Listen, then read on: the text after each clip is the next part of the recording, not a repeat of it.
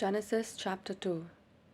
Thus the heavens and the earth were completed in all their vast array. By the seventh day God had finished the work he had been doing.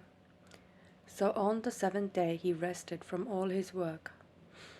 And God blessed the seventh day and made it holy, because on it he rested from all the work of creating that he had done. Adam and Eve.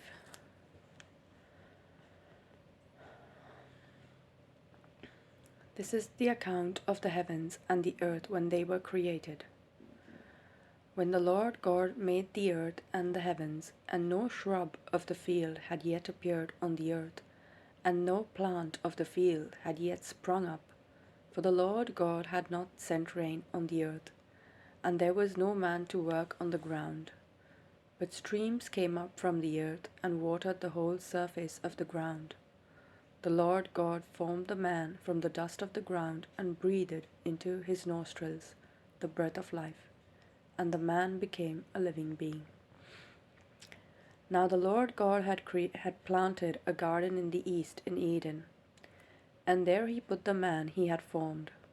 And the Lord God made all kinds of trees grow out of the ground, trees that were pleasing to the eye and good for food.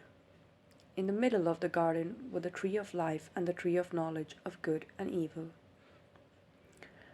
A river watering the garden flowed from Eden. From there it was separated into 4 headwaters. The name of the first is the Pishon. It winds through the entire land of Havilah, where there is gold. The gold of that land is good. Aromatic raisin and onyx are also there.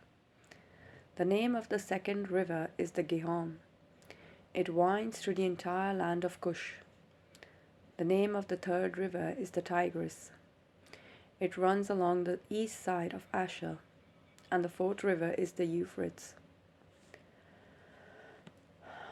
The Lord God took the man and put him in the Garden of Eden to work it and take care of it.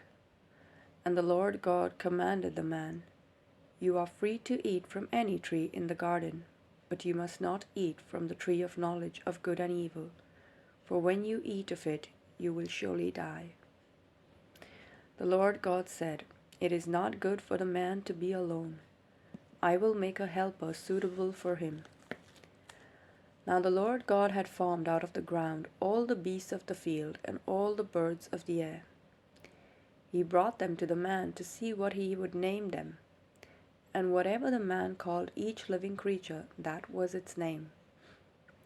So the man gave names to all the livestock, the birds of the air, and all the beasts of the field. But for Adam no suitable helper was found. So the Lord God caused the man to fall into a deep sleep, and while he was sleeping, he took one of the man's ribs and closed up the place with flesh. Then the Lord God made a woman from the rib he had taken out of the man, and he brought her to the man.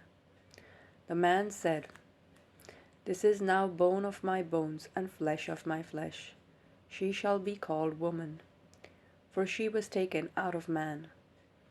For this reason a man will leave his father and mother and be united to his wife, and they will become one flesh." The man and his wife were both naked, and they felt no shame.